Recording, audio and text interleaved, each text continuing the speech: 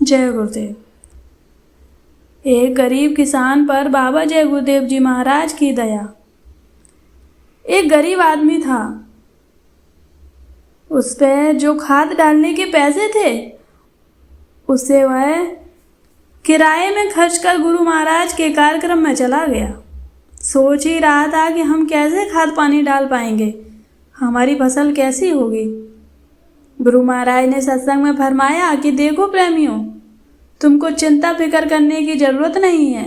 जो पैदा होने से पहले माँ के स्तन में दूध भर देता है, परवरिश लालन पालन तो वो करता है, देता वो है, खिलाता वो है। उस पर विश्वास करो, तुमको वो प्रभु देगा।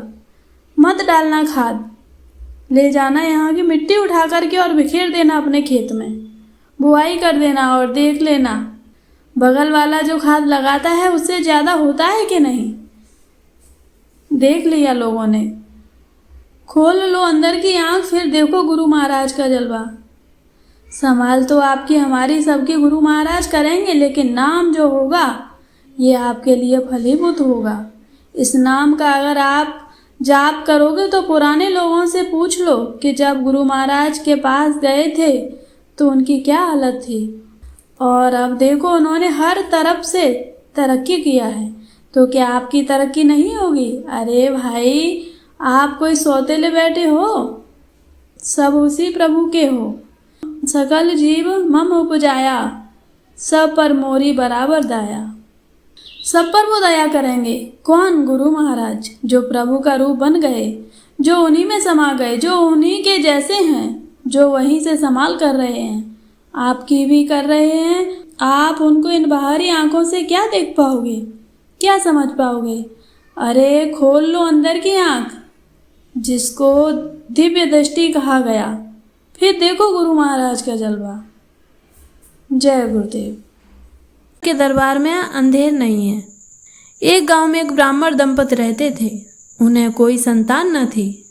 दोनों प्राणी साधु महात्माओं की खूब सेवा करते थे। उनका खर्च भिक्षाटन से ही चलता था। ग्राम में कोई भी अतिथि आता था, वह उन्हीं ब्राह्मण के यहाँ ठहरता था। अतिथि सेवा के लिए दोनों प्राणी प्रसिद्ध थे। एक दिन एक साधु आ गए। वे लगातार 3 दिन टिक गए। ब्राह्मण जी भिक्षाटन के लिए बाहर न जा सके। अतिथि सेवा के लिए घर में एक दाना भी नहीं था। ब्राह्मण बहुत चिंतित हुए।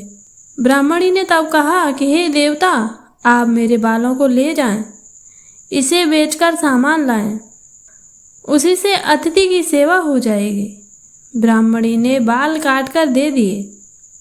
अतिथि सेवा के लिए अतिथि की सेवा के लिए भोजन बना।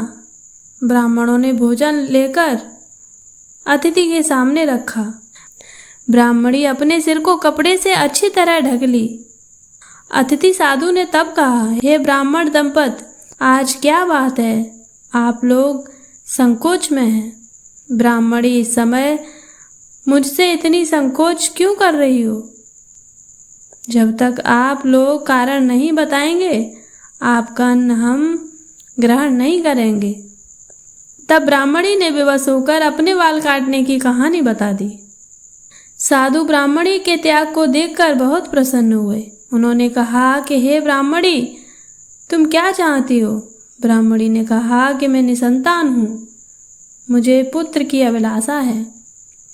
साधु ने 2 मिनट विचार किया और कहा कि तुम दोनों की 7 जन्मों तक कोई पुत्र नहीं, परंतु तुम यदि किसी बच्चे के रक्त से स्नान कर लोगी तो तुम्हें पुत्र लाभ होगा।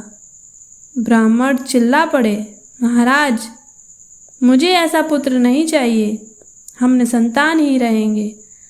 दूसरे दिन अतिथि साधु विदा हो गए। उसी दिन से ब्राह्मणी किसी लड़के की तलाश में रहती थी। एक दिन कुछ लड़के मोहल्ले में खेल रहे थे। सभी लड़के खेल में एक तरफ भागे। एक गोद का बच्चा जमीन पर बिठाकर लड़के चले गए। इतने में सुनसान देखकर ब्राह्मणी ने उस बच्चे को उठा लिया। रात्रि में उसने बच्चे की गर्दन काट दी और उसके रक्त से स्नान कर लिया। उस बच्चे को जमीन में गाड़ दिया। यह रहस्य किसी ने नहीं जाना। मोहल्ले में उस बच्चे की खोज हुई परंतु कहीं पता न चला। कुछ महीने बाद ब्राह्मणी को संतान का योग प्रकट होने लगा। ब्राह्मण समझ गए कि इसी ब्राह्मणी ने उस बच्चे की हत्या की है, क्योंकि ब्राह्मणी को संतान का योग नहीं था। कुछ महीने बाद ब्राह्मणी को पुत्र उत्पन्न हुआ। ब्राह्मणी बहुत खुश हुई, परंतु ब्राह्मण पागल जैसा हो गया और यह कहते हुए घर से भाग गए कि ईश्वर के दरबार में अंधेर। चारों तरफ दुनिया में ब्राह्मण का यही आवाज लगाना कार्य हो गया। उन्होंने अपने घर को त्याग दिया। ब्राह्मणी की दशा पलट गई।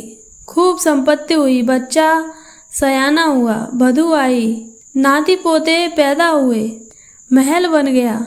अमन चैन से वह रहती थी। एक दिन ब्राह्मणी के सामने उसके पोते खेल रहे थे। वह उनका किलोल देखकर खुश थी। इतने में उसका बेटा आया और घर में गया। पोतों को लेकर ब्राह्मणी भी घर में गई। अचानक ऐसा देवयोग बना कि पूरा का पूरा मकान धस गया और वधू, पोतों, बेटा समेत ब्राह्मणी समाप्त हो गई। ब्राह्मण वृद्ध हो गए थे। एक दिन उसके मन में आया कि ब्राह्मणी की दशा देखी जाए, तो वे अपने गांव आए। देखा ना तो झोंपड़ी थी ना ब्राह्मणी। वहाँ एक विशाल खंडहर सा था। उन्होंने पूछा कि भाई, यहाँ एक ब्राह्मणी रहते थे, वे लोग कहाँ हैं? गांव वालों ने ब्राह्मणी का पूरा हाल सुना दिया। तब ब्राह्मण चिल्लाया कि ईश्वर के दरबार में अंधेर नहीं है और बहुत प्रसन्न हुआ। उन्होंने अपना परिचय बताया कि मैं वही ब्राह्मण हूँ। ब्राह्मणी ने मोहल्ले के बच्चे की हत्या कर दी थी। आज परमात्मा ने मेरी साधना पूरी की।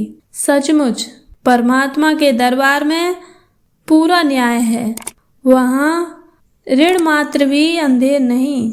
अपने कर्मों का फल सबको मिलता है। जय गुरुदेव।